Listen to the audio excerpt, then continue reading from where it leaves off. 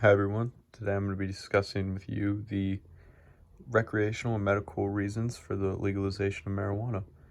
And one thing I want to start out with today is we were told at such a young age about so many things that they were bad for us and that we weren't able to do it because people abused it. Well, who are these people to tell us that we aren't able to do something because a small percentage of people abuse it?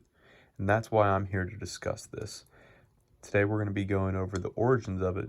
In order to understand what we're talking about, we have to understand where it came from, the fallacies that we all have heard over the years, the medical and recreational advantages of legalizing marijuana, the financial advantages, and I want to answer your concerns personally, and then we're going to wrap it up. This is where we are now in the United States. Currently, we have 33 states and the District of Columbia that has legalized for medical use. And on top of that, we've had 10 states, including DC, our nation's capital, that have legalized for recreational use. And this is just on a personal note. I don't understand how something could be legal in our nation's capital, yet it can't be legal everywhere else. I've always questioned that, and I've never really understood it. And this is as of August 20th of 2020. And this information was found from WebMD and was medically reviewed. And to start off with the drug origins, we have to understand where this came from. And it is thought to be one of the oldest cultivated plants in Eastern Asia. And there have been remnants found from 500 BC, which is roughly 2,500 years ago. So why is it illegal now? And as you can see on the left, this is an example of what people would use to burn the plant. It would be used in ritual or spiritual burnings to believe they were talking or using this to communicate with ancestors or for religious beliefs. And off to the left, you can see this sign. It very clearly is anti-marijuana, and it says, "Young and old, people in all walks of life, this may be handed by you by a friendly stranger. It contains killer drug marijuana, a powerful narcotic, which lurks murder, insanity, and death," which, of course, we know is not always the case. And we can see this from way worse of substances that are very available.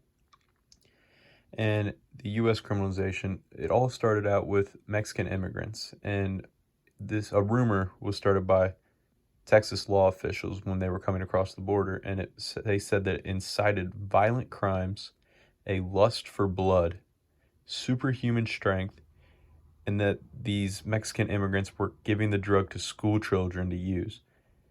And after this, 29 states would outlaw marijuana between 1916 and 1931, and then FDR would pass the Marijuana Act of 1937 that banned it nationwide. And the New York Times actually made a comment stating to a policy that the United States has been clinging to a policy that has its origins in racism and xenophobia, and whose principal effect has been to ruin the lives of generations of people. And we can see that in today's society. There have been so many situations where people's lives have been ruined over this one simple thing, and it's all because of something that started in the past. Just because it's from the past does not make it right. The medical advantages, it is a non-addictive alternative to oxytocin and other extremely addictive drugs, and it decreases overdoses off prescribed and unprescribed drugs, according to the NCIB. And this helps significantly with different conditions such as Parkinson's disease, which, in case you're unaware, causes you to shake a lot and have uncontrollable muscle actions. And if you ever get the opportunity, I would recommend you watch the video that I posted here. And it just shows you the amount of time it takes to stop such a drastic disease.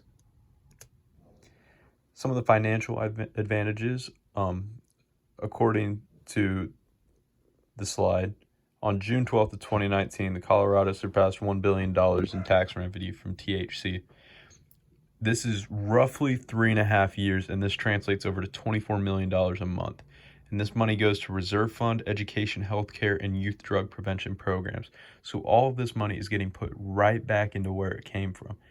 This money is not being used to serve the government or its officials. This is going straight back to the people, and it helps a lot. And your concerns, it's increase in accidents, addictive drug overdoses, and crime increase. Well, I'm here to tell you that the increase in accidents, whenever you put out a new drug, that is going to happen. There has been an increase seen in the states that have legalized marijuana, but the way that Colorado has been handling it, like I said, they have done the youth drug prevention programs, which state the severity of using drugs while under the influence. Uh, being an addictive drug, um, I'm sorry, being an addictive drug, it is not physically addictive. It is mentally, because the drug releases different chemicals in your brain that makes you feel that you need it, but you in reality you don't. You will not go through withdrawal, and it is just a mental change. And of course, any mental change is dangerous, but this is one of the slightest. Overdoses. It is a known fact. I encourage you to look it up at any news source that there has been not one single marijuana overdose.